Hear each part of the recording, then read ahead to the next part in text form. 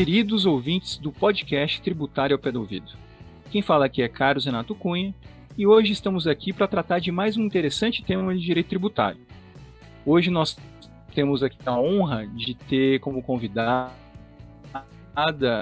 Daiana de Carvalho Udre, procuradora do Estado do Paraná, e nós vamos fazer uma ligação aí entre direito tributário e tecnologia. Vamos falar de blockchain e tributação, hot topics. Para conversar com a nossa convidada Daiana, nós estamos aqui com um membro da nossa equipe do podcast, Rafael de Souza Silva. Tudo bem, Rafael? Tudo bem, Renato. Seja bem-vindo, Rafael. A sua primeira participação, né? Muito obrigado. E também com o nosso colega Eduardo Jabor. Tudo bem, Eduardo? Tudo bom, Renato? Boa noite. Boa noite, Rafael. Boa noite, Daiana. Obrigado por aceitar o convite do pessoal. Boa noite a todos. Prazer estar aqui com vocês. Obrigada, Renato, pelo convite. Tudo, Daiana. Daiana, se apresenta para nós. Me fala um pouquinho do seu currículo para que as pessoas te conheçam. Claro. Atualmente eu sou doutoranda pela Universidade Católica de Lisboa. Meu tópico de assunto é tributação, né, em novas tecnologias. Eu sou mestre pela Universidade Federal do Paraná, em Direito Tributário, especialista pelo IBET, pelo Instituto Brasileiro de Estudos em Direito Tributário.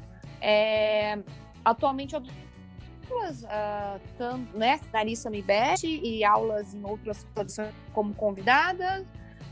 Sou membro da Comissão de Gestão e Inovação da OAB Paraná, em que eu coordeno há 2 anos e meio grupos de discussões sobre blockchain, e também atualmente sou membro da Comissão de Direito Tributário da OAB Paraná. Muito bem, obrigado. Antes da gente começar, alguns recadinhos. Primeiramente, esse episódio é realizado com o apoio da Advise, empresa de software jurídico que há 18 anos moderniza a rotina dos advogados do Brasil.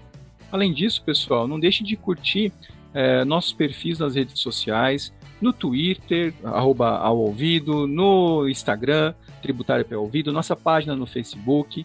E se tiver qualquer sugestão, ideia, críticas, elogios, mande um e-mail para contato@tributarioaopedouvido.com.br. Então, vamos lá.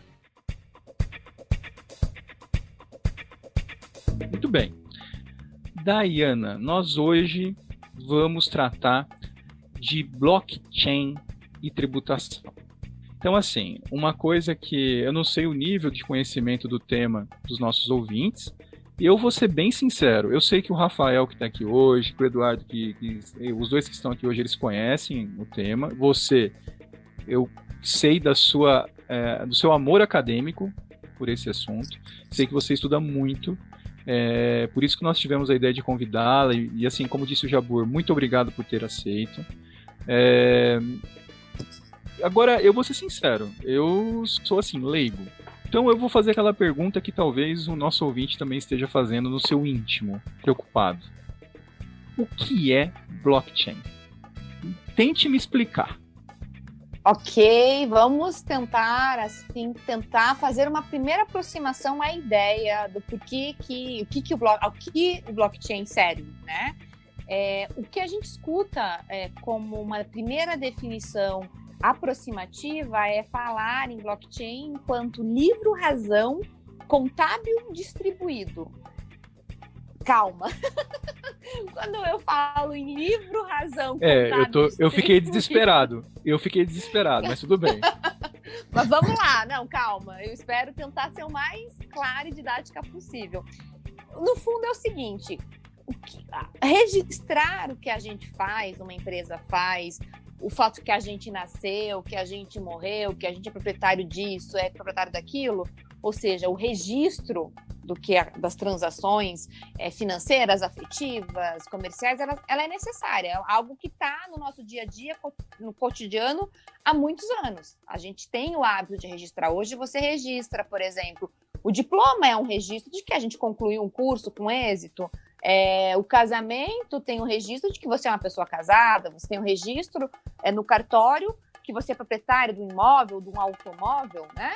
Então, é um registro. Só que como são feitos os registros hoje? São feitos pelas pessoas que a gente chama de intermediários de confiança. Então, os cartórios de registro de imóveis são os intermediários de confiança que têm a oficialidade de registrar esses episódios da nossa vida e deixar isso sob a tutela deles. Dayana, quer dizer então que o blockchain é uma forma de registro, a gente está trocando o papel por algo eletrônico, mas como que isso funciona? Pois então, continuando dentro daquele conceito. Então, são registros. A blockchain, ela nada mais é do que um livro contábil. Se assemelha ao livro contábil de uma empresa. Então, você está registrando todas as transações, as coisas que acontecem na sua empresa. É um registro.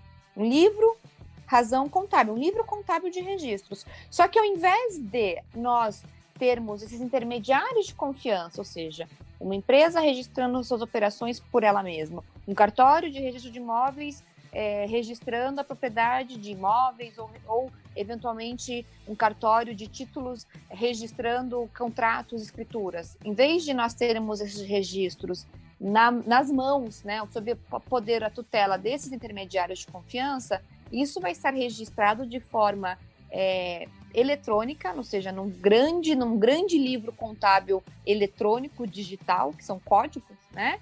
E distribuído por quê? Porque ao invés de eu ter uma cópia com uma pessoa apenas, eu tenho essa cópia distribuída por todos os pontos da rede. Então, vamos supor, por exemplo, que eu, você, Renato, o Rafael e o Eduardo, nós somos uma rede do sistema blockchain, uma rede blockchain, tá? Do protocolo. Cada um de nós é um pontinho da rede. Então, significaria que as transações que nós registramos nessa nossa rede, todos nós teríamos a cópia desses registros de forma praticamente automática. Então, toda e qualquer transação que aconteça e é registrado nesse livro, ele é praticamente e de forma automática replicado em todos os outros pontos. Então, eu, por exemplo, registrei por primeiro essa informação, é como se automaticamente todos vocês tivessem o backup disso, de forma praticamente junto comigo. Então, nós todos sabemos tudo o que está acontecendo na nossa rede de forma automática. É mais ou menos essa ideia da blockchain. Eu achei perfeita a tipificação que a Dayana trouxe para nós, e eu acho que se eu pudesse acrescentar alguma coisa, que eu acho que também é uma característica que eu digo até impressionante, e é do que eu vejo como um grande, né, potencial de aplicação do blockchain, é a possibilidade de que todas essas informações que a Dayana comentou, que elas podem ser incluídas nessa rede para fins de registro, elas são imutáveis. Então, uma informação que ali é colocada, você tem a certeza que em todos os pontos daquela rede, quando ela for acessada, ela vai ser a mesma informação. Ela não terá sofrido nenhum tipo de alteração por ninguém, por qualquer pessoa que seja. Isso por conta da criptografia que se envolve dentro da tecnologia blockchain e que torna ela imutável para terceiros. Então isso é muito importante também, acho que casa esse conceito de uma maneira bem completa. Ou seja, foi criada uma tecnologia que dá uma certificação a dados eletrônicos. É isso, o blockchain dá uma segurança completa em relação a dados? Ele, na verdade, Carlos, quando a gente fala em segurança completa, a gente tem que entender que nada é absoluto, né?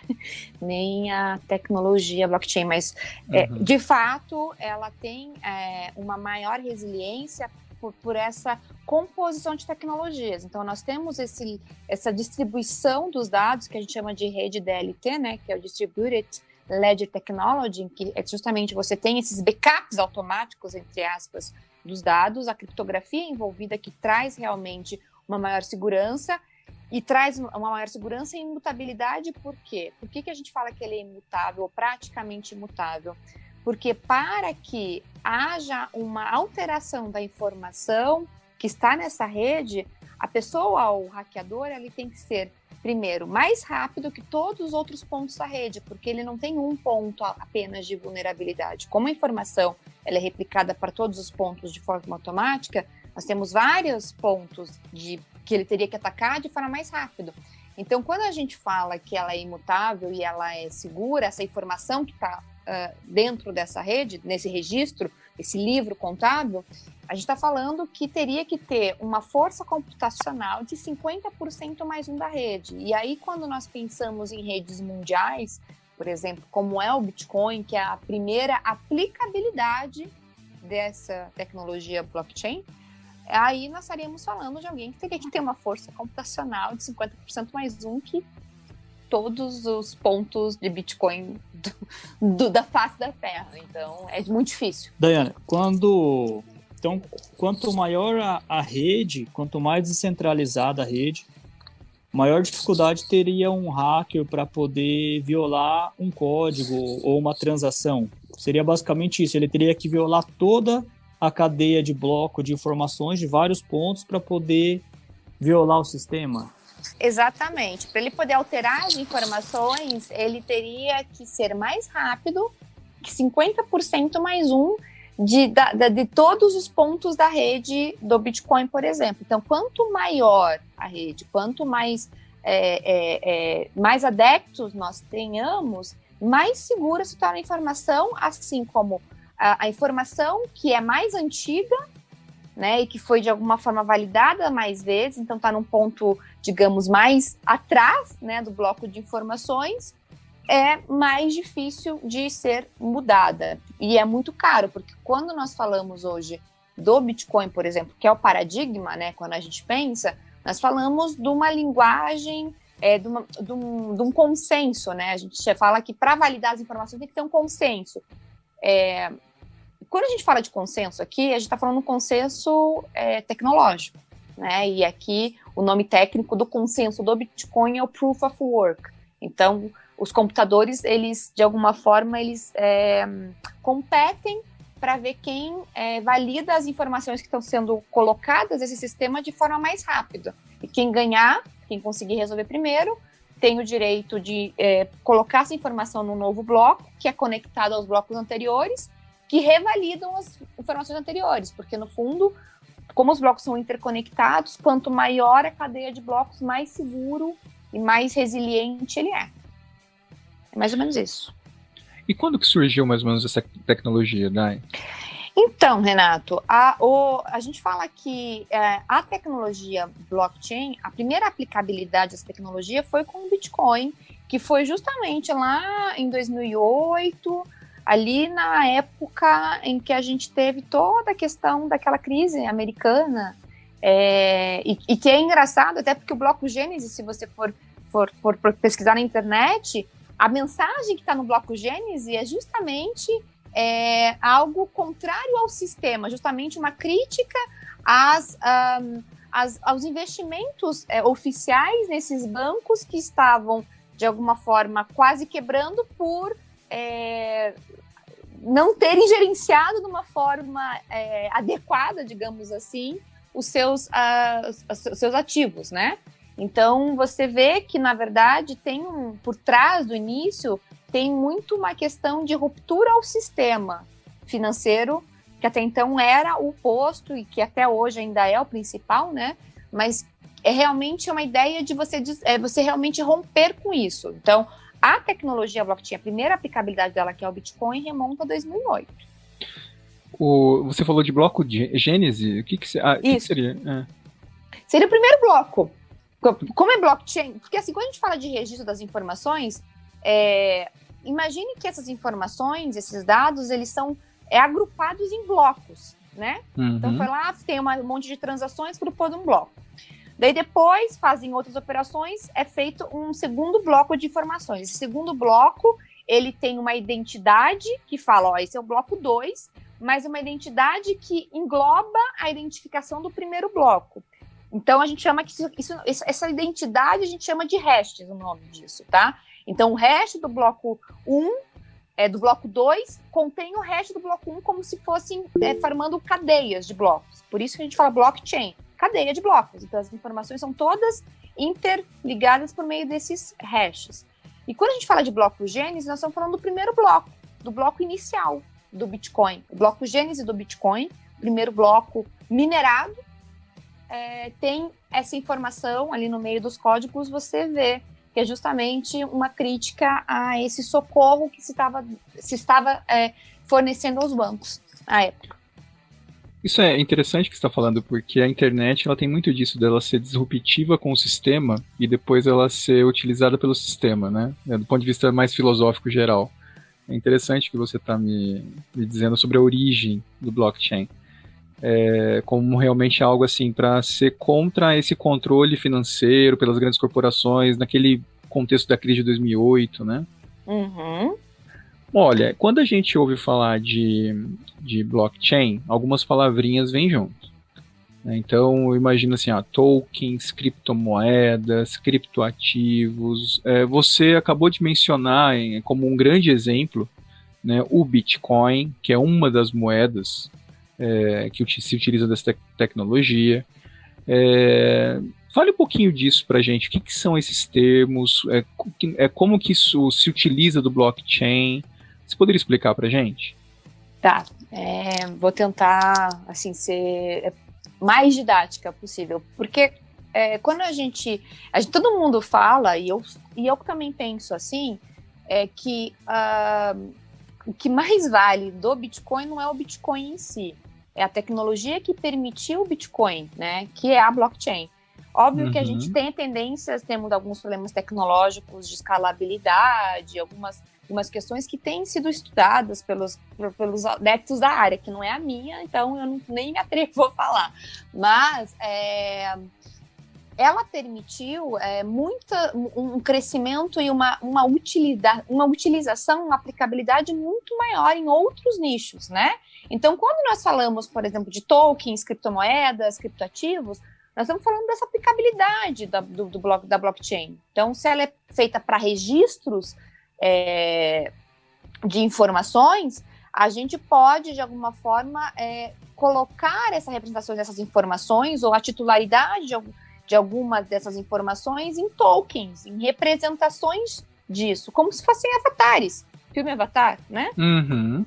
Então, e mais que isso, a gente foi se percebendo que a estrutura, a tecnologia blockchain, ela poderia ser arquitetada de várias formas. Então, quando eu falo arquitetada de várias formas, o paradigma Bitcoin, que foi a primeira aplicabilidade. Nós estamos falando de uma blockchain que a gente chama de pública, ou seja, qualquer um pode ter acesso às informações que estão ali, né? Ainda que criptografadas, em forma de códigos, enfim, a gente não consegue saber exatamente quem está por trás das operações. Então, por exemplo, se você tem um Bitcoin, Renato, tem uma carteira e me manda uma porcentagem de Bitcoin para minha carteira, essa transação vai estar lá visualizável para qualquer um. Só que como é que vai estar visualizável? Que a carteira XPTO, então é um número, né? Mandou tantas unidades de Bitcoin para a carteira YZ, não sei o quê, entendeu? E não sabe que pertence ao Carlos e nem que pertence à Dayana. Então, mas a informação está acessível. Então, por isso a gente chama blockchain pública. E não permissionada, porque qualquer um que queira fazer parte da rede, em tese, pode fazer parte, tá? Por isso não permissionada. Só que, quando nós estamos falando de registro, em que tem várias pessoas que podem estar utilizando imutabilidade, se verificaram outras utilizações disso. E aí nós começamos a pensar, e tem se pensado em blockchains não permissionadas, ou seja, que só agentes autorizados podem fazer parte dessa rede, né? E privado, ou seja, não está aberto ao público. Por exemplo, uma cadeia de supply chain de uma grande empresa que distribua mercadorias para o mundo todo. Para ela pode ser útil para fins logísticos, entender o produto saiu de tal lugar, chegou a tal lugar, quando que vai chegar e quais foram os pontos e como está sendo feita essa cadeia. Então, é uma blockchain. Então, tem todas essas informações, uma blockchain, uma rede distribuída, só que ela não é pública, ela é privada, e ela é permissionada, no sentido de que só participa quem autoriza que participe. E como nós podemos ter híbridas, né? Então, blockchains em que eu posso eventualmente estar acessível a todo mundo ter as informações, todo mundo pode ver as informações, então ela é pública, mas ela é permissionada no sentido de que só pode ingressar no sistema, colocar informações alguns agentes. A gente pode pensar numa aplicabilidade dessa, por exemplo, para diplomas, pedidos de diplomas de graduação ou de pós-graduações. As universidades autorizadas pelo MEC aqui no Brasil, né, poderiam ter uma rede, em todas elas ingressam falando, por exemplo, que a Dayana terminou o mestrado na Federal do Paraná. Está lá a informação. Qualquer um que for me contratar eventualmente para dar aula pode acessar esse sistema e ver que está lá. É público, todo mundo vê. Mas nem todo mundo pode ter acesso e participar da rede. Então, é blockchain híbridas. E a partir daí nós podemos pensar em tokens que representam esse direito de título por exemplo, desse certificado. E aí nós estamos falando de tokens, de criptoativos, de criptomoedas, conforme a funcionalidade que a gente dê aquilo. Não sei se ficou muito claro. Não, ficou claro. Na verdade, a imaginação humana no uso dessa tecnologia vai ao infinito, né? Então, assim, o Bitcoin, ou moedas, criptomoedas, elas são o primeiro exemplo, eu acho que é o mais popular do uso dessa tecnologia. Não é que está na imprensa direto, mas aqui você já foi dando notícia que exatamente por essa característica do blockchain, de servir de um certificador da veracidade dos dados, a imaginação humana pode ir muito longe na utilização do ponto de vista documental. Você até deu um exemplo em relação a, por exemplo, a certificação da validade de um diploma da Dayana, né? Vira e mexe eu ouço na imprensa, leio alguma coisa do uso da tecnologia blockchain. Pensando que o direito precisa de segurança na certificação dos dados, como que isso tem sido utilizado pelo direito mundo afora e também no Brasil? Ainda fora do direito tributário, mas como que os órgãos estatais ou mesmo entidades privadas têm se utilizado dessa tecnologia para fins de documento, de qualquer coisa? Vamos ver. Aí eu quero saber, porque realmente é um mundo novo para mim. Tá. Vou te falar que a blockchain ainda a gente fala que está em fase de muitos projetos, né? Então a gente vê projetos de todos os nichos assim pensáveis, mas eu vou tentar trazer alguns exemplos que possam densificar o que eu estou falando. Então, nós temos projetos, por exemplo, como eu falei, de supply chains, né? Então nós temos essas informações, nós temos projetos de, por exemplo, você registro, sabe aquele CRV, que é aquele certificado de registro de veículos que nós temos aqui para transferir a propriedade de automóveis. Uhum. Então você imagina a seguinte situação: ao invés de você ter que ir até o cartório, preencher manual, se reconhecer a assinatura, levar no Detran para fazer todo esse registro, que tal se a gente colocasse esse certificado como um token, ou seja, representação desse contrato, né, tá ali, em QR Code. Você, a partir do momento que vendeu o teu automóvel para mim, você preenche os dados e por meio do teu celular, por um QR Code, você manda para o meu celular. E a partir disso, automaticamente em blockchain, já vai entender que a transferência foi feita do Carlos para a Dayana. Entendi, de forma descentralizada, sem a necessidade de uma autoridade estatal ali chancelando diretamente. Obviamente que a gente tem os oráculos, né? Porque a tecnologia, ela precisa do fator humano que vai estar lá registrando. Então, provavelmente estaria sob a tutela do Detran, em que ele teria todas essas informações ali. Só que eles não, de alguma forma, isso facilita, otimiza, é mais barato, né? E é automático, 24 horas por dia, 7 dias por semana, o tempo todo funcionando, né?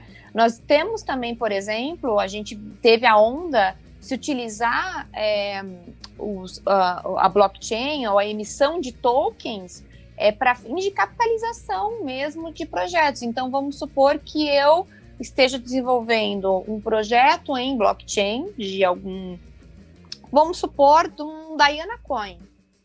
Até vi uma reportagem esses tempos. Não, deixa eu explicar porque essa situação é engraçada. Eu vi a reportagem esses tempos de um jovem americano que ele leiloou, digamos assim, ele fez uma emissão para fins de capitalizar do seu futuro profissional. Então, os investidores que investiram na capacidade dele teriam dali não sei quantos anos direito a 15% do faturamento que ele conseguisse com o crescimento dele. Então, vamos supor que eu emito uma Diana Coin nesse sentido. Estou me financiando, e quem acreditar no meu potencial invista em mim agora e daqui a alguns anos vai ganhar 15% sobre o meu faturamento. E aí, como que eu posso fazer isso? Né? Eu posso fazer um projeto, um white paper. O white paper é como se fosse a apresentação do projeto, do propósito, como que vai ser a parte tecnológica, quem que está por trás do projeto. Ofereço, né, como se fosse um crowdfunding, né, ou seja, para as pessoas me pagarem, né, pelo esse poder meu, e eu faço isso por meio do que a gente chamou de ICOs, né, Initial Coin Offerings, o que deu muito problema, porque isso a gente viu replicar, teve um boom aí em 2017, 2018, e teve muitos problemas. Por quê? Porque nós estávamos parecidos com os IPOs, que são as ofertas iniciais de valores imobiliários, e algumas dos projetos, eles realmente, conforme a funcionalidade que tu promete, eles realmente se assemelham a um valor imobiliário, e aí você estava fazendo uma captação de poupança pública, né, de um valor imobiliário sem a chancela e sem observar a regulamentação por exemplo, aqui do Brasil, da CVM. E aí tivemos alguns problemas. Então a gente vê que a criatividade nossa é grande. Então a gente tem, de alguma forma, modernizado algumas coisas que a gente faz por meio da utilização dessas tecnologias, esses tokens, dessas representações, né? De alguma titularidade de algum direito, seja direito a um valor de humanidade, seja direito a uma porcentagem do rendimento futuro, seja o título de uma utilização futura de um sistema que eu vá desenvolver. Então tem de tudo. Daiane, nesse caso é bem interessante, né? Até estava lendo umas notícias sobre a correlação entre um ICO e um IPO, né? E nesse caso, a CVM até ela criou uma instrução normativa, acho que é a 588/2016, tentando regulamentar a crowdfunding, né? E eles estão tentando aplicar agora ao ICO. Só que no mundo jurídico, como que os advogados que atuam nessa área têm visto a questão da segurança de um ICO? Porque no IPO tem toda a regulamentação da CVM, né? Toda uma segurança que eles buscam oferecer a quem está investindo. E no caso do ICO, quem que vai fiscalizar o cumprimento dessa oferta?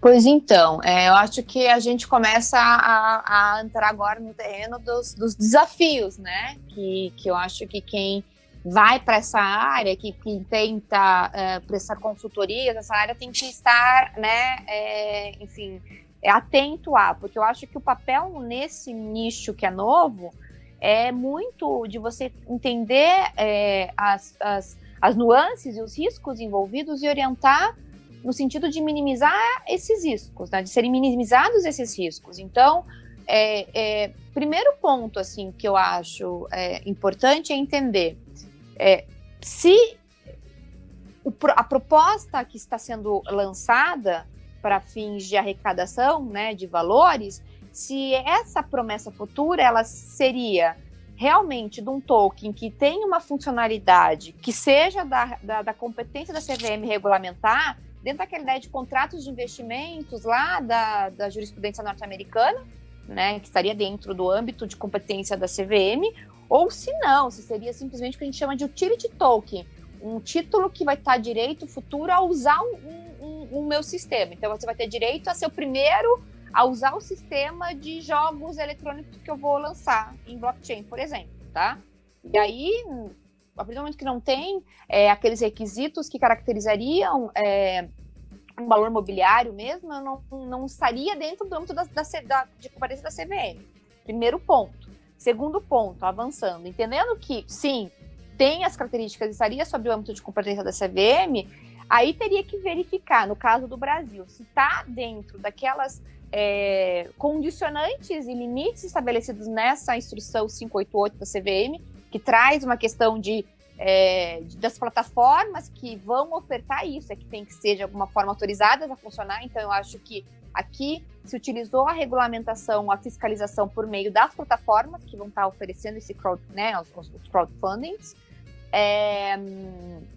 E, no segundo momento, se você não estiver dentro desses limites, dessa instrução, aí você vai ter que fazer o que a gente chama hoje, que está sendo cada vez ganhando mais corpo, que eu acho que é a tendência, são o que a gente chama de STOs, né, que são Security Tokens Offerings, ou seja, os tokens já estão sendo ofertados em consonância à regulamentação da próprio órgão regulador do país, né, em que sejam lançados, que é o que te dá mais segurança e que são esses projetos de maior envergadura têm buscado fazer. Por ser algo que todos têm acesso no caso do ICO, né?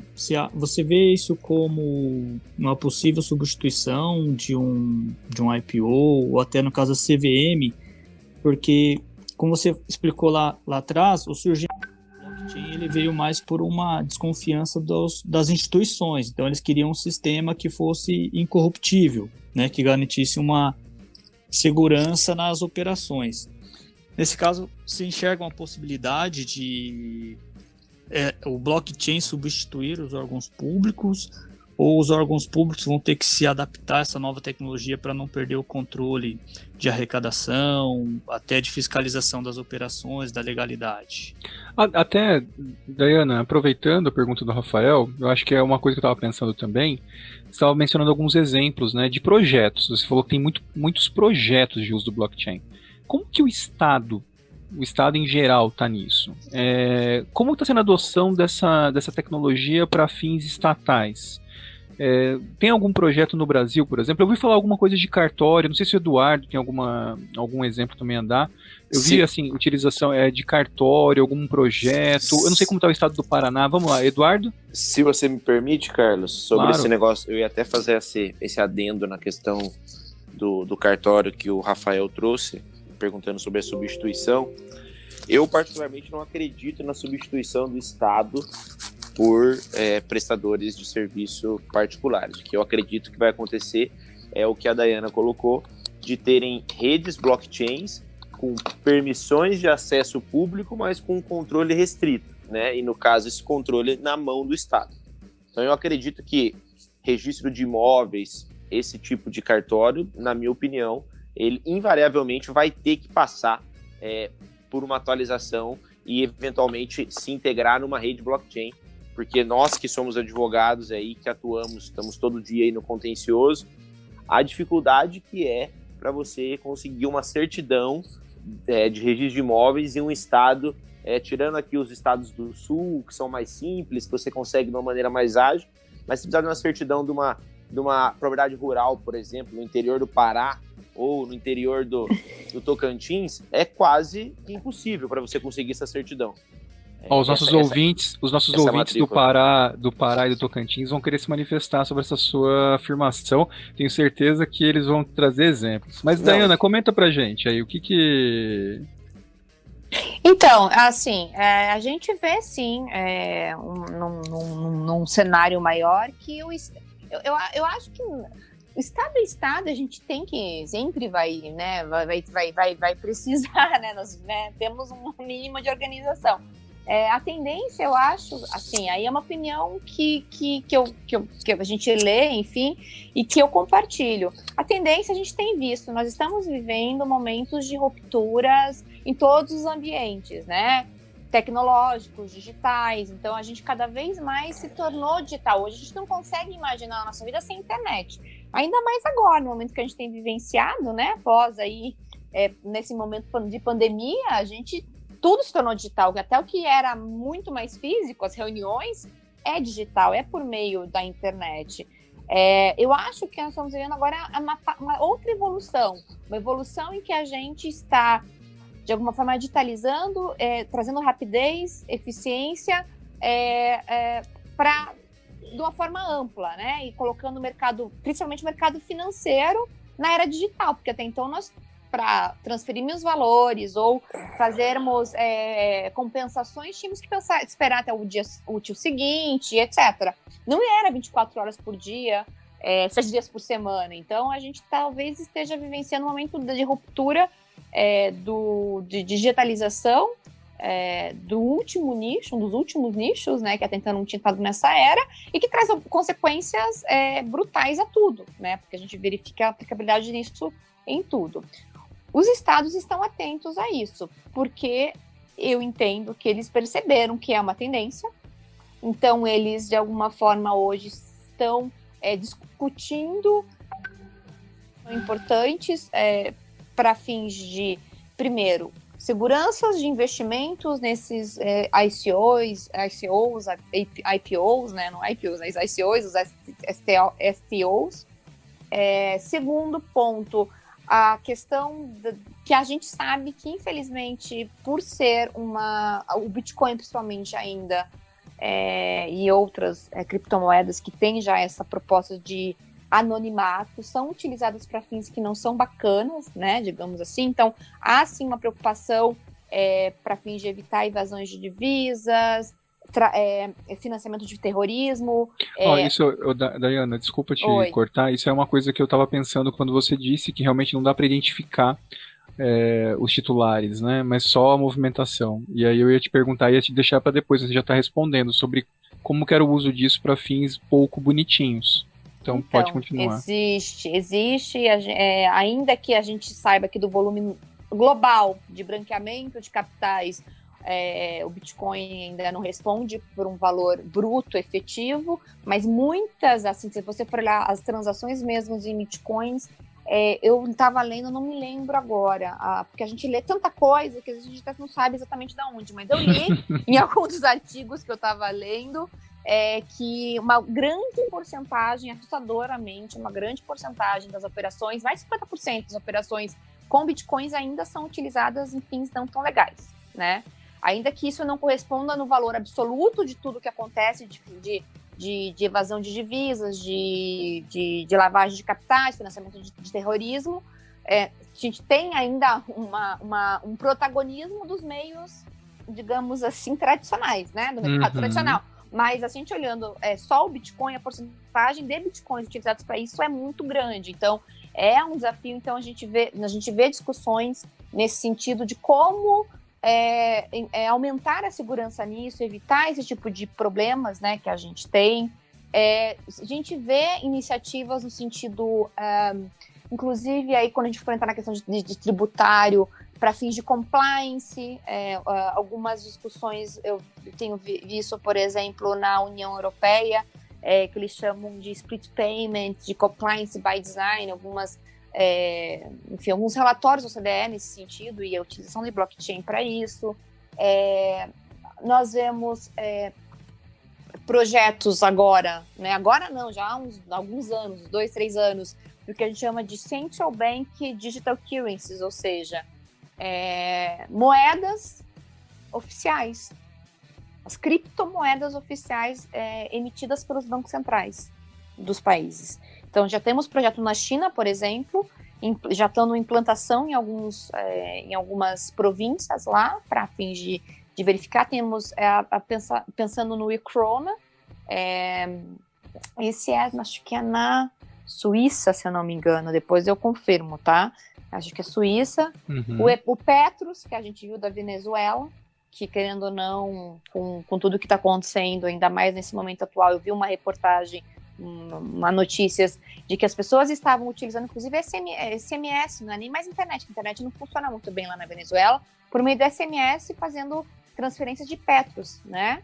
Que não seria possível se a gente não tivesse tecnologia. O Uruguai também teve um projeto por um tempo piloto para verificar isso. Então, a gente vê muita coisa acontecendo. O Brasil, o Banco Central, ele tem realmente investido em projetos, em startups que, de alguma forma, desenvolvam projetos para modernizar nossos meios de pagamento, o sistema financeiro, e que também tem entrado a tecnologia blockchain. BNDES também, então a gente vê muita coisa assim acontecendo. Dayana, até sobre o Banco Central do Brasil, eu estava pesquisando também os projetos dele em blockchain, né? E o que deu para perceber que realmente essa tecnologia blockchain ela veio para ficar, né? Inclusive, alguns estudiosos do blockchain diz que em breve ele vai substituir as nuvens, né? Que todo mundo utiliza a nuvem hoje para guardar arquivos, por ser seguro em uma empresa que controla essa nuvem. Então, no Banco Central, inclusive tem um projeto, né, de blockchain que eles já estão desenvolvendo para fazer o KYC, que é aquele Know Your Customers, né? Conheça o seu cliente. Então tem um projeto recente agora do Banco Central, em cooperação com bancos públicos e privados, Banco do Brasil, Caixa Econômica, Itaú e Bradesco, aonde eles vão ter um blockchain, né, fechado, que vai ter todos os dados do cliente. Então, por exemplo, se você tem uma conta no Itaú e queira abrir uma conta no Bradesco, você não precisa levar toda a documentação de novo no Bradesco. Você pode levar a documentação, não precisa nem levar a documentação. Quando você for no Bradesco, ele já tem todos os seus dados. O Bradesco paga nós, tá? Dá um patrocínio aí, Bradesco, Itaú.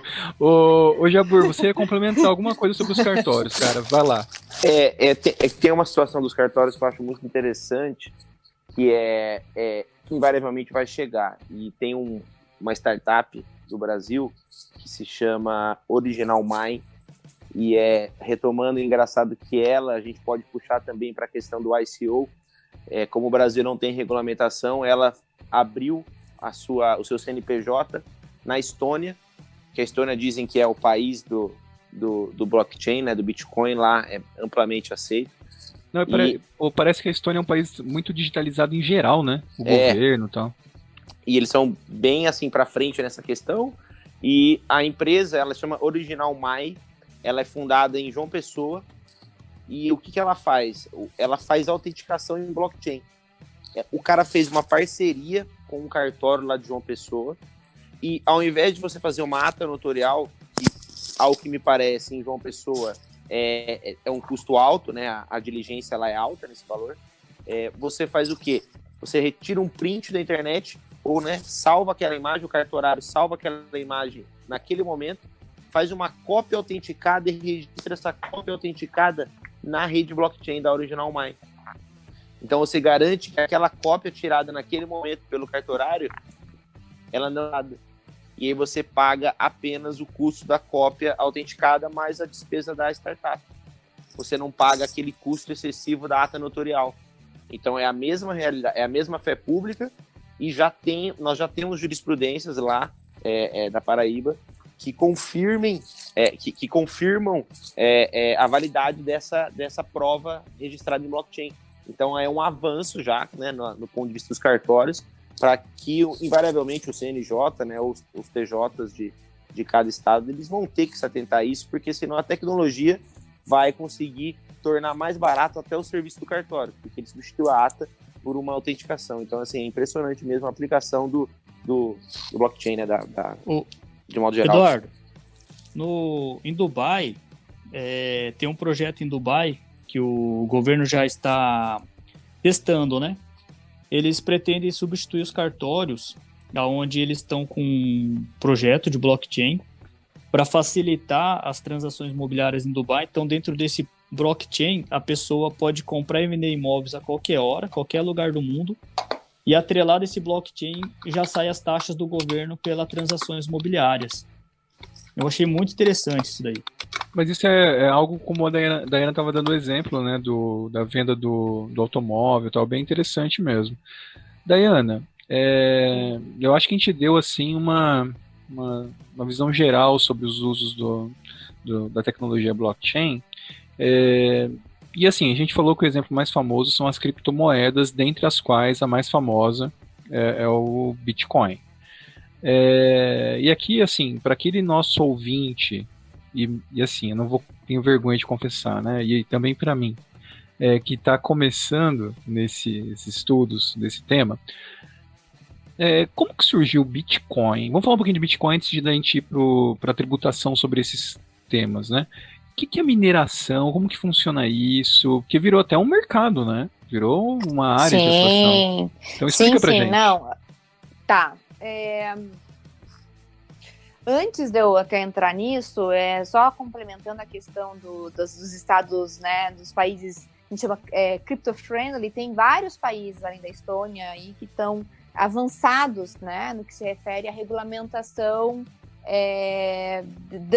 desses tokens, da blockchain, de empreendimentos nesse sentido, tá?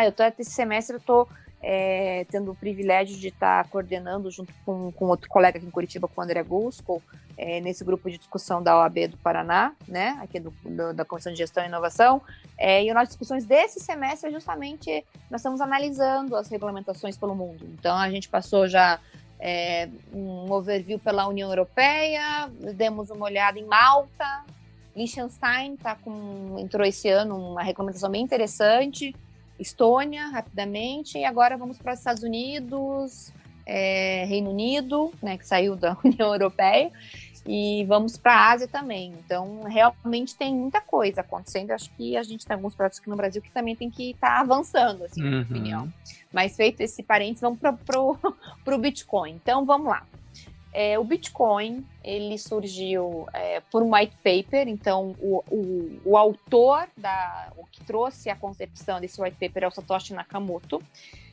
Ninguém sabe quem é Satoshi Nakamoto, é um dos maiores mistérios, né, que tem. A gente não sabe se é uma pessoa, se é um grupo de pessoas. Eu brinquei, uma vez eu ganhei uma camiseta que falava que o Satoshi Nakamoto é homem, é mulher. Por que não, né? Poderia ser uma mulher. Interessante. Mas não se sabe. Mas pode ser um pseudônimo, pode ser um grupo, né? Não... Pode ser muitas coisas, né? Tem até quem tiver curiosidade, coloca na internet Satoshi Nakamoto. Tem um meme, virou um meme, de um senhorzinho que se chama Satoshi alguma coisa Nakamoto, e ele tá com a RG mostrando, mas falando, eu não sou esse Satoshi Nakamoto.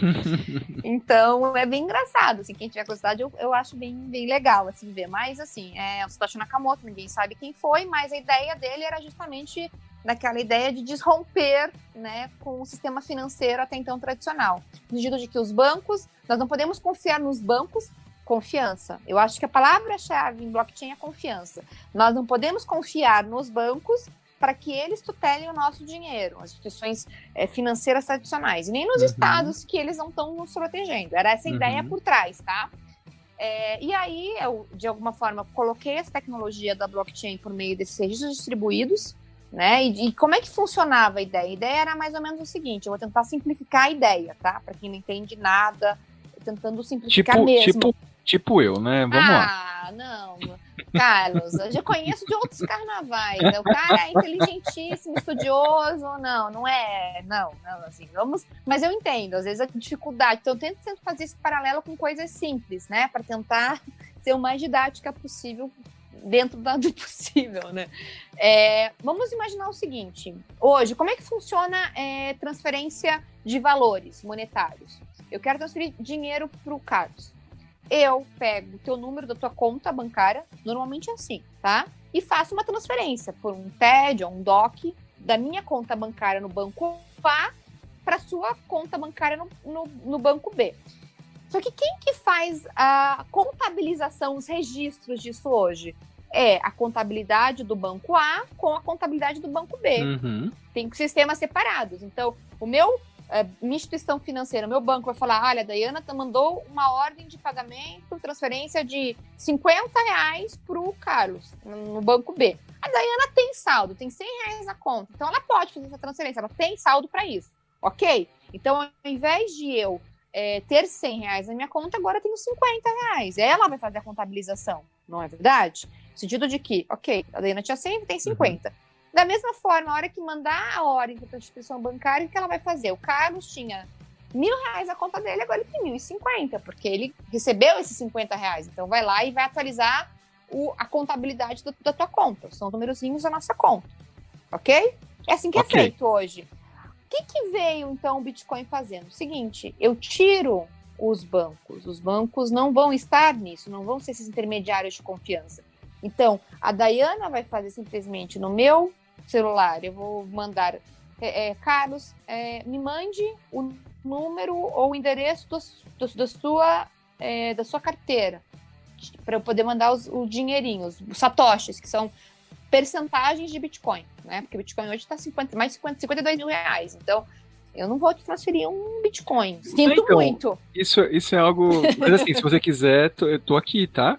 Tamo Não, aqui. sinto muito, Mas assim, isso eu tinha ouvido falar mesmo que o Bitcoin é muito valorizado. Daí eu falei assim, mas o que é o centavo do Bitcoin? Eu não sabia. Então era Satoshi? Satoshi, até 8 casas decimais. Satoshi. Então eu te transfiro alguns satoshis, tá? Ótimo. E aí você me dá teu endereço, automaticamente, às vezes eu tenho minha carteira no meu celular ou no meu computador e faço essa transferência. E o que isso vai acontecer? Por que isso é possível? Porque tem uma rede que está distribuída, então todo mundo sabe quanto que tem na carteira de cada um. Concorda comigo? Em tese é essa a ideia. Então Sim. todos da rede sabem quanto que tem na carteira de cada um. Então a partir do momento que eu transfiro esses satoshis para você, eu vou dar a ordem. Isso depois vai ser validado pela quem está na rede. É como se fosse um consenso, no sentido de que, como todos têm o registro de tudo, de todo mundo sabe que está na carteira de todo mundo, então ele vai fazer uma votação. A partir do momento que digamos, eu estou simplificando, tá? Para depois tentar trazer as ideias. Claro, então é um consenso, tá? É um consenso. Então, a partir do momento que 50% mais um da rede entrou em consenso, tipo, falou, ok, bateu, ok, como se fosse uma grande votação, tá? Feito isso, são validadas essa operação, ela ingressa no bloco e automaticamente você recebe os teus satoshis e eu tiro os satoshis da minha carteira, ok? Só que isso é feito de uma forma inteiramente automática, por meio de códigos. A validação não são pessoas que estão ali, são forças computacionais, são computadores, ok? São pontos de rede. E como é que é feita essa validação hoje? Essa validação é feita, esse consenso, né? Esse consenso de validação, essa votação, a linguagem que se escolheu para esse consenso, para essa votação, é o que a gente chama de prova de trabalho do Bitcoin. O que seria essa prova de trabalho? Seria o seguinte: os computadores de todas as redes, os validadores, os mineradores, porque minerar é isso. É você, de alguma forma, trabalhar para validar as operações. E como é que você faz isso? Você deixa à disposição da rede computadores, máquinas e energia elétrica, para que esses computadores funcionem 24 horas por dia, 7 dias por semana, 365 dias por ano. Quando não é no bissexto. O tempo todo. Então, é energia para que todas essas pessoas que estão trabalhando em prol da rede, para quê? Para que elas compitam para resolver quem vai resolver esse problema matemático mais rápido. Ou seja, quanto mais força computacional, quanto mais energia e forças computacionais você tem, maior a probabilidade de você ser o primeiro a resolver o problema matemático, que é super complexo, primeiro, e validar aquelas, a gente fala daí, são blocos de informações. Dentro daquele interstício, as operações são validadas, são várias operações que são validadas. Só que ninguém vai trabalhar em prol de uma rede se não tiver, de alguma forma, um estímulo a isso, né? Teoria dos jogos. Então, tem até teoria dos jogos na concepção do Bitcoin. Então, nós estamos falando aí de quem conseguir ter essa validação, validar primeiro, minerar o bloco, ou seja, achar a solução do problema. Minerando o bloco, ele tem como recompensa bitcoins. Por isso, no sentido de que eu trabalho, eu coloco a minha máquina e a minha força computacional em favor do sistema e, como contrapartida, eu recebo bitcoins. Porque em primeiro ganhar, entendeu? Entendi. Para estimular. Então surgiram praticamente indústrias disso, né? Eu vi uma reportagem no Paraguai, galpões lotados de computadores dedicados a isso, né? São as farmácias de mineração que a gente chama, é isso mesmo. Muito interessante. Rafael e Eduardo, gostariam de complementar alguma coisa? Carlos, o interessante assim, após essa belíssima explicação, né? É interessante, assim, essa prova de trabalho, a gente imagina que levaria algumas horas, né? Mas eu andei dando uma pesquisada e leva apenas 10 minutos para que ocorra essa prova de trabalho. Ou seja, então a cada 10 minutos existe um minerador sendo recompensado por achar essa solução desse cálculo matemático. Muito interessante isso daí. Então, foi até uma forma que eles acharam para que não se corrompesse o sistema, né? Porque às vezes você compra um produto em Bitcoin e aí você não tem esse Bitcoin, porque você já usou com uma outra empresa para fazer uma compra anterior. Mas esse tempo de 10 minutos é o tempo que eles têm para validar, achar realmente se você tem aquele Bitcoin na carteira, e se você realmente tiver, ele valida e você finaliza a compra. Acho que mais ou menos isso, né, Dayana? É mais ou menos isso. Estou tentando fazer aproximações. Então, assim, o que é interessante é saber que essa prova de trabalho, esse consenso que é o Proof of Work, que é a prova de trabalho, que são essas fazendas, né, que você vê energia elétrica, tem críticas. Primeiro, alto gasto energético, né, ambientalmente incorreto, né? Nós estamos falando aí, por isso, Carlos, que você vê grandes galpões no Paraguai que tem um custo de energia mais barato. Então, você vê em áreas mais frias e que tem um custo de energético mais baixo. Mas nós temos outros consensos em outros sistemas blockchain, outras redes blockchain, tá? Nós temos, por exemplo, Proof of Stake, em que você tem, de alguma forma, você deixa disponibilizado algumas moedas, né, para fins de validação. E tem, assim, milhares de consensos possíveis, né? Então e estão sendo desenvolvidos outros, né? Cada vez mais. Mas a ideia, acho que é importante entender isso, que é um consenso. Dayana, uma questão que me surgiu agora, né? Muitos estados, eles falam que são contra o Bitcoin, uma porque é difícil de ter uma fiscalização, e a outra eles falam que não tem lastro, né? Mas esse alto custo com energia elétrica para gerar essas mineração de Bitcoin e achar esse resultado, não seria um lastro para o Bitcoin? Eu acho que, assim, são várias coisas aí. Eu acho que quando a gente fala que não tem lastro, no sentido de saber de onde vem, que não tem um valor, quando a gente fala lastro, a gente está falando que não tem nenhum valor que garanta aquele valor, né, do Bitcoin. Então, está 52 mil, mas o que garante que isso, de fato, vale 52 mil? Não temos um lastro, a gente sabe que nem o dinheiro que a gente usa hoje em dia tem lastro, né? Exatamente. Há muitos anos. É a confiança, né? A gente retoma. É a confiança. A confiança. Exato. Então, é igual aquele historiador o livro lá no Sapiens. O mundo, o capitalismo, ele vive na base da confiança. Eu, banco, confio que o meu tomador de crédito vai pagar o crédito, porque ele vai investir, vai criar mais emprego, e todo mundo confia. Então, enquanto as pessoas confiarem no Bitcoin, ele vai continuar tendo o valor dele. E é engraçado que a gente pensa agora em momentos aí, né, de estar fazendo já, contextualizando, todo mundo falando de investimento, que a bolsa caiu. Com essa subida do dólar, o Bitcoin, que é pareado ao dólar, também se tornou ali para quem tinha em carteira, tornou uma compensação para as perdas aí do coronavírus nesse período de crise, né? Então, engraçado que ele está realmente já envolvido na nossa vida, na nossa sociedade, e a tendência é que cada vez mais, né? Eu acho que você tocou num ponto que eu sempre falo, quando eu gosto de falar, eu falo que é isso, é confiança, porque no fundo o nosso mundo né, nós temos nós confiamos nas informações que os bancos de fato vão pagar o valor que diz que tem lá, né, naqueles números que aparecem no nosso celular, nos extratos, nos screens, enfim, nós confiamos que aquele valor, aquela moeda real vale, porque em tese o nosso Estado vai garantir o valor daquilo. Mas a gente tem experiência, por exemplo, da Venezuela, que é a mais recente, não sei se dá para confiar, né, no Estado valendo, nem sempre. Então, e tem um livro que fala sobre blockchain, que fala justamente The Truth Machine, ou seja, é uma máquina de confiança. Nós estamos, de alguma forma, colocando a confiança na tecnologia agora. Não deixa de ser confiança, é uma confiança na tecnologia, né? E aí nós temos várias discussões no sentido de que, mas a tecnologia tem alguém por trás que desenvolve a tecnologia. Muito bem, pessoal. Vamos falar agora de tributação e blockchain, então, que é o nosso tema. Como que entra a tributação em vários aspectos do uso do blockchain, de criptomoedas, da atuação da fiscalização estatal, inclusive, como mencionou a Dayana, né? Talvez uma fiscalização internacional em relação à lavagem de dinheiro, a usos não tão benéficos, e para poder descobrir isso, né, siga o dinheiro, essa é a máxima. Dayana, o que você tem a nos dizer sobre essa junção de direito tributário e essas novas tecnologias?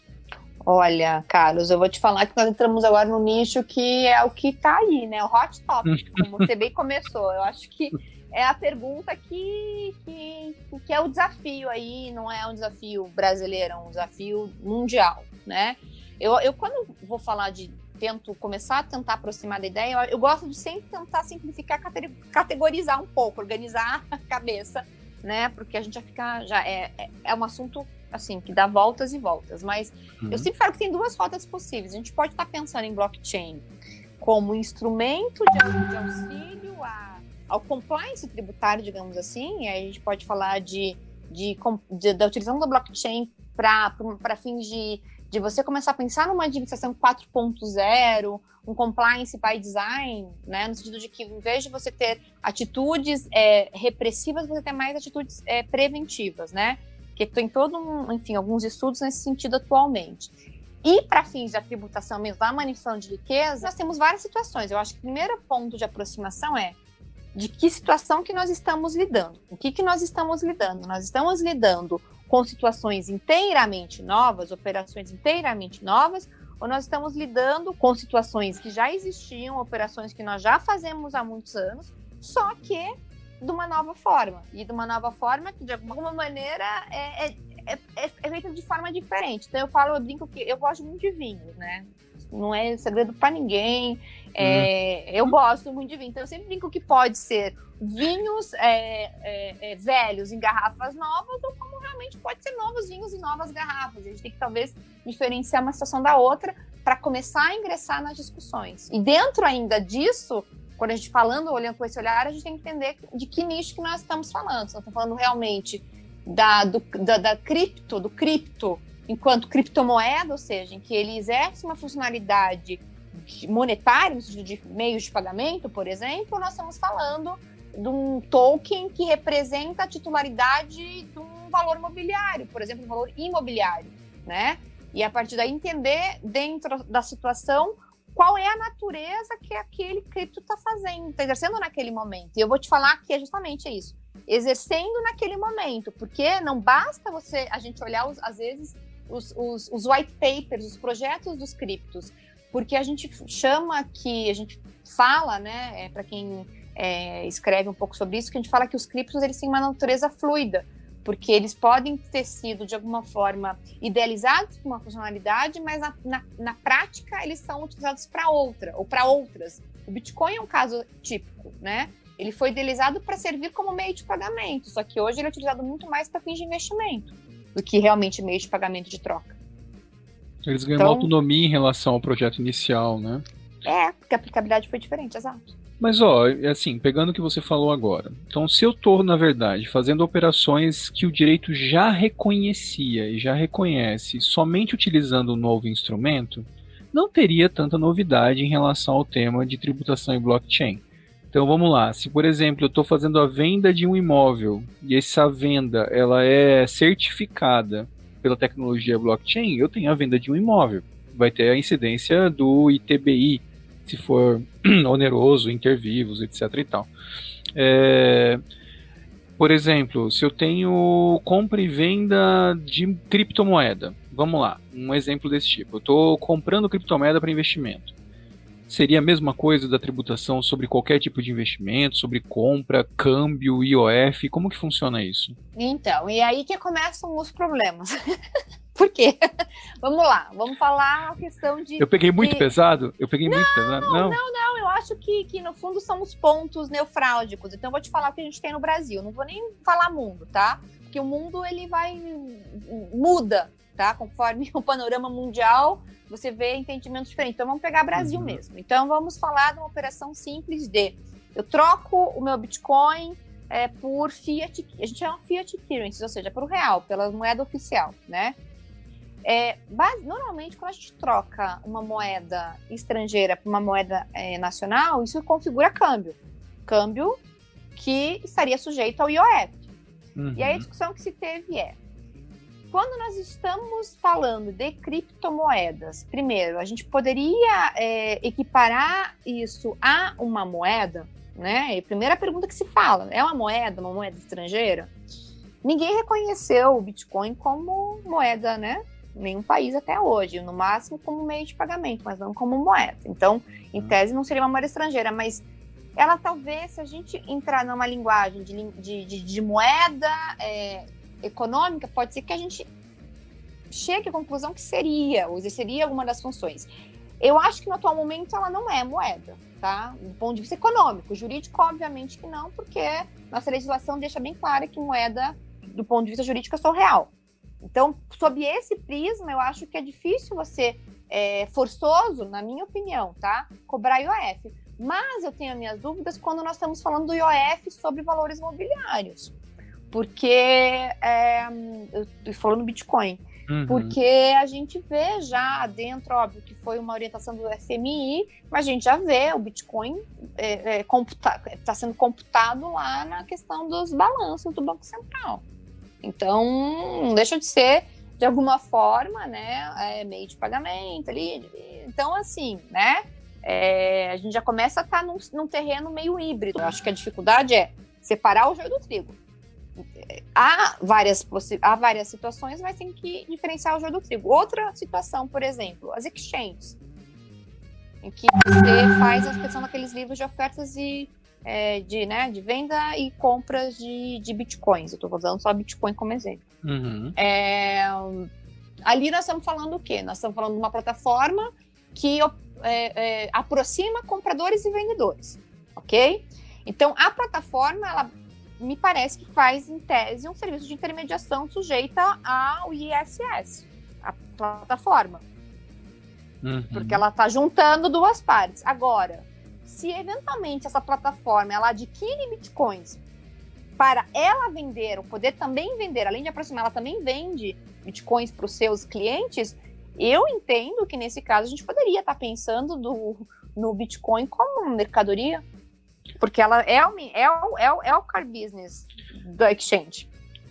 Inclusive que se não é moeda, que aí, vamos dizer, atrairia o IOF, realmente ela se tornaria uma mercadoria?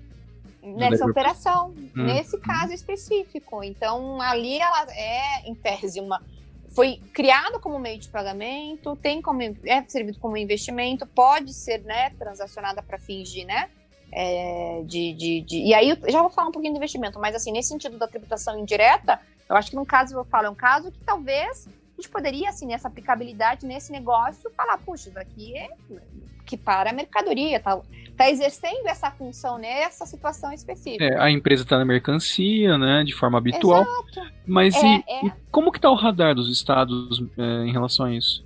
Olha, antes de falar dos estados, eu gostaria de falar que eu acho que o ponto mais que o pessoal tem mais discutido é a questão do ganho de capital mesmo, tá? Que é o que a gente tem hoje no Brasil. Porque saiu alguma coisa, né, de regulamentação da Receita, né? Eu gostaria, se você pudesse falar assim, como que o Banco Central está enxergando isso e a Receita, eu agradeceria. Tá. Eu vou falar e depois eu vou um pouquinho um overview dos estados. Mas vamos lá pro caso brasileiro. Banco Central, no primeiro momento, deu aquele alerta do tipo, olha, não está sendo tutelado pelo Banco Central e tal. Depois CVM disse que não era ativo, né, não era valor imobiliário, não era ativo financeiro. Aí depois veio o que nós tivemos no primeiro momento foi uma manifestação da Receita que foi lá naquelas perguntas e respostas do imposto de renda à pessoa física, falando que quem tem Bitcoin ou outras criptomoedas tem que declarar, né? E se você realizou operações que ultrapassam R$35.000, né, num período, num mês, você tem que, até o último dia útil do mês seguinte, né, até o dia útil do mês, até o último dia do mês seguinte, fazer aquela declaração como ganho de capital e recolher o valor que você teve, essa mais-valia, né? Então, se você comprou um Bitcoin por 6 mil e vendeu por 40, você teve aí, né, uma mais-valia eu falei que comprou por 6 e vendeu por 40, 34. E sobre isso você vai aplicar os 15% e vai pagar lá o imposto de renda sobre isso. Mas aí a discussão que se começou a se ter é o seguinte, ok, mas isso está falando de uma Bitcoin, um ou dois. Agora, quando a gente fala de operações de trading, né, em que você tem vários trades durante o dia, não tem uma orientação específica sobre isso, tá? Então, se começou a equiparar, tentar falar, olha, se nesse caso você tem que ter um controle de todas as transações que você faz durante o dia, todo um controle de quanto você comprou, quanto vendeu, e a partir disso você vê se no mês você, né, teve operações que ultrapassaram esse valor de 35, vai fazer a declaração.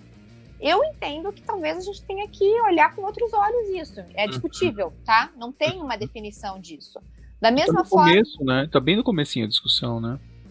Eu acho que falta, talvez a gente aí, vocês aí que são estudiosos do direito tributário, aí discussões para a gente estar fazendo aí e avançando. Porque o convite é discutível, algumas coisas são discutíveis ali na minha opinião.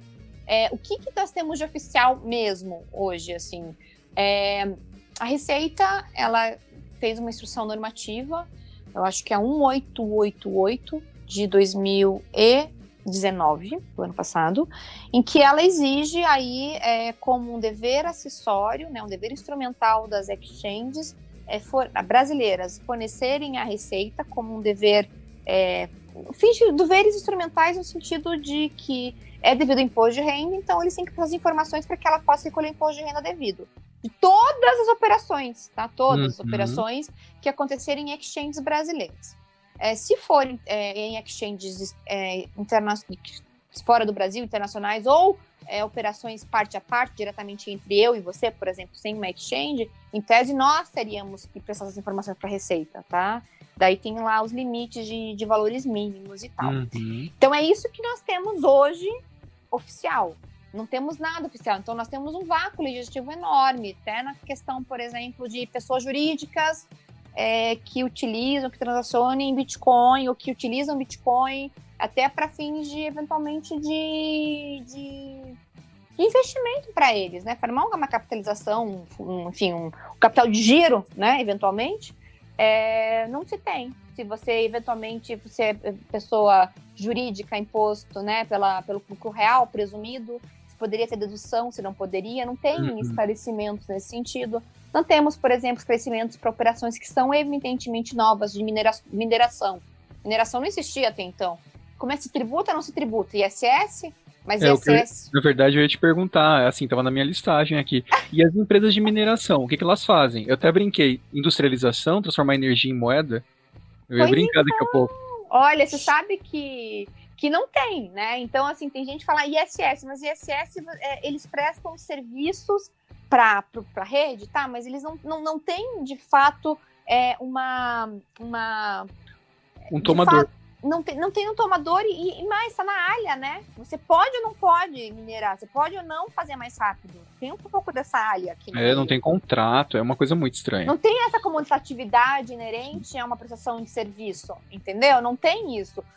Até a Bárbara, você conhece a Bárbara das Neves, né? Também da nossa colega da Federal. Ela mesma vez, ela tem um artigo que teve uma sacada que eu achei, assim, interessantíssima. Ela falou, pra mim isso parece igual gado. Igual quando nasce bezerro, entendeu? Você de fato realiza a venda disso, é que você pode estar falando em tributar. Antes disso, emprenhou, você não sabe se vai nascer, se não vai nascer, se vai vingar. Eu achei, assim, fantástica a colocação, porque no fundo não deixa de ser isso mesmo. É verdade. É isso mesmo. Carlos, Rafael, pode falar. Aproveitando aí, tem uma pergunta para a Dayana. Existem algumas empresas, plataformas de blockchain, que elas estão oferecendo para os usuários, né? É como se fosse um aluguel ou utilização dos computadores delas para utilizar nessa mineração, e em troca esses computadores recebem esses satoshis ou esses centavos de bitcoins ou outros tipos de criptomoeda, né? Como que o Estado conseguiria fiscalizar isso, né? E isso seria o quê? Um ISS ou um ICMS? Como é que você vê essa questão? Porque é bem complexa, né? Bem complexa. Só uma coisa, desculpa, Dayana ou Rafael, toda vez que você perguntar se algo é alguma coisa ou ICMS, a Dayana, que é uma procuradora do Estado bastante diligente, vai falar que é ICMS. Então, a pergunta tem que ser reformulada. Tô brincando, Dayana, vai. Tem que reduzir a pergunta. Você acha que é ISS? É bem isso. Olha, aqui eu falo, antes de tudo, aqui a gente é acadêmica, né? A gente tá fazendo uma discussão mais acadêmica, então Mas eu acho que quando é ICMS, eu acho que é mesmo, e eu defendo até o final. Como eu falei agora, por exemplo, das exchanges, né?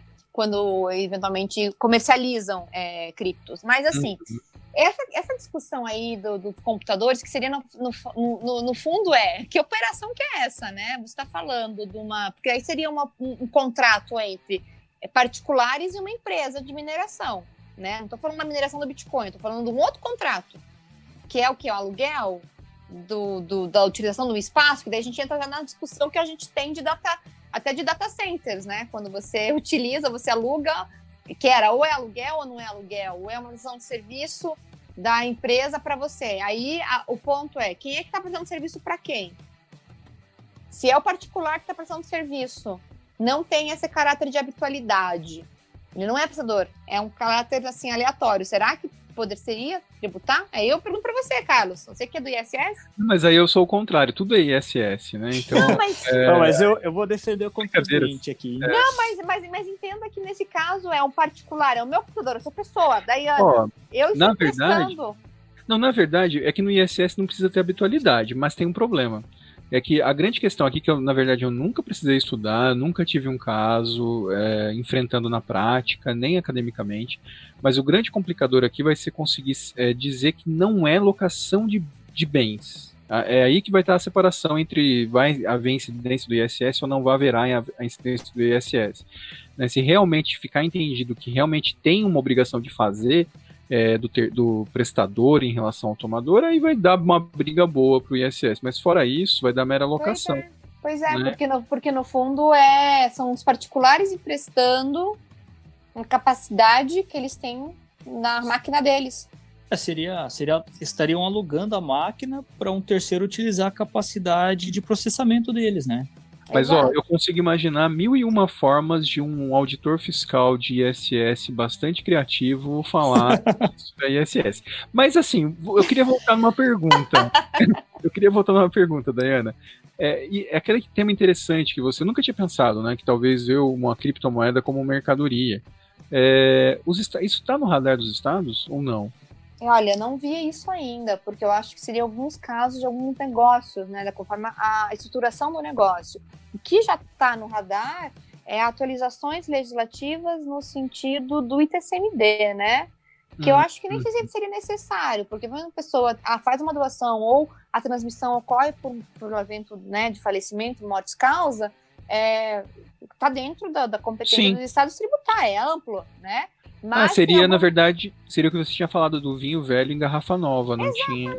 seria exatamente o vinho velho em garrafa nova, não deixa de haver a transmissão. Aí a discussão é outra. E eu não vi isso, em São Paulo, estava com um projeto nesse sentido, mas eu não vi, e aí que é o desafio. Como é que se calcula isso? E qual é o momento? Qual vai ser digamos assim, porque a gente não tem um índice oficial de valor em real, né? E que é um negócio mais engraçado, é pensar que a gente vai ter que confiar 100% no declarante. Porque se, por exemplo, o cara, vamos supor, né, o sujeito faleceu e na última declaração de imposto de renda dele, ele declarou 100 bitcoins. Se ele morrer sem passar o login e a senha da carteira dele, e a carteira dele não estiver dentro de uma exchange, se tiver, a gente pode ainda tentar quebrar algum tipo de sigilo e conseguir obtenção judicial dessa informação. Mas se ele não tiver, simplesmente vai fazer o ITCMD, se tiver declarado, mas talvez os herdeiros não consigam acessar, né? Vai fazer a transmissão, mas eles não consigam acessar, e também se eventualmente conseguirem acessar, não tem como tirar um extrato, né? Então o Estado teria que confiar 100% na declaração do contribuinte. Então é uma coisa engraçada isso. Eu acho que é o desafio. Eu tive a oportunidade o ano passado de acompanhar o fórum de discussão, por exemplo, de blockchain da OCDE, né? E eu acho que o que eu percebo é que, assim, são dois movimentos, né? Quando a gente fala, não falo nem só de blockchain, eu acho que a gente fala de tributação e novas tecnologias de uma forma mais ampla. Eu consigo começar a ver duas tendências, eu acho. Primeiro, há um movimento de você fazer um relacionamento fisco-contribuinte mais próximo, você realmente investir a gente fala de corporativo compliance, né, de um relacionamento em que você sai dessa relação tensional, que infelizmente ainda é a nossa realidade aqui, mas tentar trazer alguns projetos de melhorar essa relação, né? E um segundo que não deixa de ser cooperação entre as administrações, de trocas de informações, dos terceiros, dos intermediários. Eu acho que não tem como fugir disso, na minha opinião, assim. Eu concordo totalmente. A necessidade de cooperação e a necessidade de mostrar, principalmente para a nova geração, de que é um desafio, né, do Estado de modo geral, de demonstrar para essa nova geração que cada vez mais terá a sua economia atrelada a esse tipo de ativo, a importância de se contribuir, de se declarar e de se ter uma relação próxima sem tensão com o Estado, né? Então, que eles possam contribuir para que todo mundo possa crescer e não fique numa sonegação digital.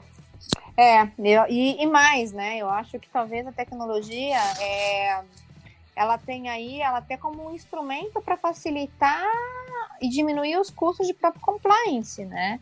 Eu acho que não tem como a gente pensar numa tributação, eu digo aí já a médio, longo prazo, se você não tiver a utilização da tecnologia em prol da administração do recolhimento, né? Então a gente já se pensa, por exemplo, fazer smart contracts no IVA, por exemplo. Você tem uma blockchain que todas as notas, enfim, todos esses documentos fiscais estão registrados em blockchains, né, pelas empresas, pelo que tem, de alguma forma, o Estado acesso a isso também, e nas operações de forma automática, se pensar que uma vez que é emitida uma mercadoria, por exemplo, né, do business A para um business B, ou de uma empresa para um consumidor, então, né, transações business to business, business to consumer, você já está pensando eventualmente fazer retenção com os intermediários, os que chamam de splitting payments, e aí você automaticamente já verter esses valores para a administração competente. Aí tem alguns desafios nesse sentido de, primeiro, custos disso, você identificar quando é realmente business to business, business to consumer, discutir toda a questão de se haveria aí algo se pensar, se a gente poderia estar falando já de creditamentos, né, no âmbito aí de IVA, por exemplo, de CMS aqui no Brasil, se faria sentido isso. Então tem muitas discussões rolando e a utilização da tecnologia para isso, sabe? Ô, Carlos, posso fazer mais uma pergunta? Pode, agora, depois o Rafael também queria falar. Uma curiosidade. Daiana, você tem visto, já viu algum pedido por parte da Procuradoria para penhora de bitcoins, de devedores, principalmente, né, você já presenciou, já sabe de algum relato, se houve sucesso, porque eu já vi algumas coisas, né, entre privados, mas do público eu não tive nenhum relato. Então, eu ainda não tive conhecimento, sendo bem honesta, assim, eu não tive conhecimento, mas o que eu sei é que a gente tem sido agora testado você substituir o sistema do Proajude por um outro sistema em que você vai poder pedir penhora de criptos com os exchanges. Então, eu acho que vai ser uma tendência assim. Olha que legal, eu não sabia dessa informação. Muito interessante. Ok, Rafael? Daiana, a questão da utilização dos smart contracts para retenção de impostos e tributos aos cofres públicos, né? Uma grande vantagem do smart contract, nós vimos que se aquelas regras elas forem cumpridas, automaticamente o contrato ele se cumpre independente da vontade ou interpretação subjetiva do usuário, né? Mas e no caso, por exemplo, você falou, faz uma venda B2B ou B2C, B2 consumer, né? E nesse caso ele emite a venda, o smart contract da venda, e ele já vai reter o imposto, no caso o ICMS, né? E no caso, se houver retorno da mercadoria, esse smart contract ele é imutável, porque ele está dentro de uma cadeia de blockchain. Para fazer essa mutabilidade é muito difícil para fazer e custoso, né? Como que aí o consumidor faria? Uma retificação, ou teria que fazer um novo smart contract? Como é que você vê uma solução nesse caso? Então, aí eu falo que são os desafios que a gente vai ter que estar lidando, porque aí é o ponto de entender até que ponto poderíamos realmente ir a tecnologia, blockchain, se a gente pode já estar pensando em operações que poderiam ser mutáveis ou não, de que forma seria. São vários os desafios envolvidos, inclusive essa parte aí de problemas eventualmente de retificação, né? E aí, se pensar de fato, se nesse caso a gente teria como retificar por um smart contract, ou simplesmente a gente estaria pensando em pedir o reembolso, puro e simples, do valor pago. Não sei. Aí é uma questão de estruturação e de estar E aí eu acho que é colocar na mesa todo mundo, né? A administração, os operadores, os programadores, é justamente tentar entender o que é viável, né? Mas já tem se falado nisso, né? Não só em smart contracts, como você ter sistemas, outros que não exatamente em smart contracts ou em blockchain, mas em que você tem, de alguma forma, a participação dos intermediários financeiros como fins de retenção de valores que passem por eles, ou no momento que você está fazendo o processamento do pagamento, você remete para o site da Receita. Então, tem várias assim, discussões nesse sentido, de você estar pensando em como utilizar a tecnologia para facilitar e diminuir os custos e facilitar a arrecadação e diminuir as possibilidades de evasões de divisas, de fraudes, de ausência de pagamento, enfim. Então, essa é a pergunta que todos nós temos que avançar e estudar e pensar mesmo. Ainda está bem incipiente, né? Não tem nada ainda muito, muito concreto. Será um grande desafio mesmo. Com certeza. Muito bem, Dayana, Rafael, Eduardo, a gente conversou um monte para tentar entender esse mundo complicado. Na verdade, a minha conclusão, eu vou utilizar uma expressão do norte do Paraná, que eu acho que para o interior do Brasil inteiro é bem-vinda, que é o seguinte, nesse assunto, tributação e blockchain, ainda é tudo mato, não é isso? Está começando ainda, tem que carpir, tem que começar a fazer a produção, ou seja, é um tema ainda quase virgem, né? São muitas questões e poucas respostas, é isso que eu estou percebendo, né, Dayana? Muito, eu falo que a gente tem que estar avançando, é uma área, e aí não é só em blockchain, né, eu tenho essa predileção por estar, mas tem assim, a gente tá, hoje mesmo eu estava discutindo num outro grupo de discussão antes de entrar aqui com vocês, de tributações e novas tecnologias. A discussão de hoje foi a tributação das operações de game, dentro dos games, do Second Life, e aí a gente entra na parte de moedas, então assim, tem muita coisa. Sim. Olha, então eu acho que a gente já tem bastante tempo de discussão. Vamos deixar a Dayana, os ouvintes têm que saber que a Dayana está com fome, ela precisa comer, já está. Vamos lá. Vocês gostariam de complementar alguma coisa, Rafael e Eduardo, para a gente encerrar? Ou para se despedir, Eduardo? Para mim foi perfeito. Gostaria de agradecer o convite, Carlos. Muito obrigado novamente, Dayana, aí, por participar deste episódio conosco e nos brindar aí com essa bela apresentação. Obrigado também, Rafael, pela colaboração aí junto comigo e com o Carlos. Fique aí meu agradecimento a todos. Rafael? Carlos, quero agradecer pela participação, né, pelos questionamentos e pelas respostas da Dayana. Foi uma belíssima explanação. E agradecer aos ouvintes aí por estar conosco. Obrigado. Muito obrigado, Rafael. E, Dayana, em nome da equipe tributária ao pé do ouvido, eu queria agradecer a sua paciência, tá? A sua, assim, você ter passado essas horas aqui conosco discutindo. Queria agradecer e te convidar para futuros episódios, dizer que você vai ser sempre bem-vinda. Aposto que os nossos ouvintes adoraram. Eu queria te abrir a palavra para você falar suas palavras finais. E aproveita, deixa suas redes sociais aí para que as pessoas possam te seguir. Claro, primeiramente eu que agradeço o convite, foi um prazer passar essas horas aí, ainda que com fome agora, ao lado de vocês, mas foi um prazer. Você viu que nem de mau humor eu fiquei, porque realmente é um assunto que me encanta, que para mim é apaixonante, realmente eu não consigo mais me ver sem discutir isso, então realmente foi um prazer, foi com muita felicidade de estar aqui com vocês. O que eu posso falar é que é um assunto que aí tá para ser, é um oceano azul para ser desbravado aí, e não é só no Brasil, é no mundo todo. Tem muita coisa aí pra gente estar estudando, pensando, quebrando a cabeça, mas é muito legal, muito maravilhoso. Quem quiser trocar ideia, estou à disposição eu tenho Facebook, LinkedIn, e acho que são esses dois em que eu tô mais assim ativa, né? Que é Dayana Udry mesmo, é meu primeiro nome e meu último sobrenome. E o Udry tem um H, né? H, e a Dayana tem Y, né? Você sabe que a Dayana com Y é porque meus pais acharam que era mais feminino. Então é Dayana com Y e Udry, que é U-H-D-R-E. Udry. Tá? E é isso.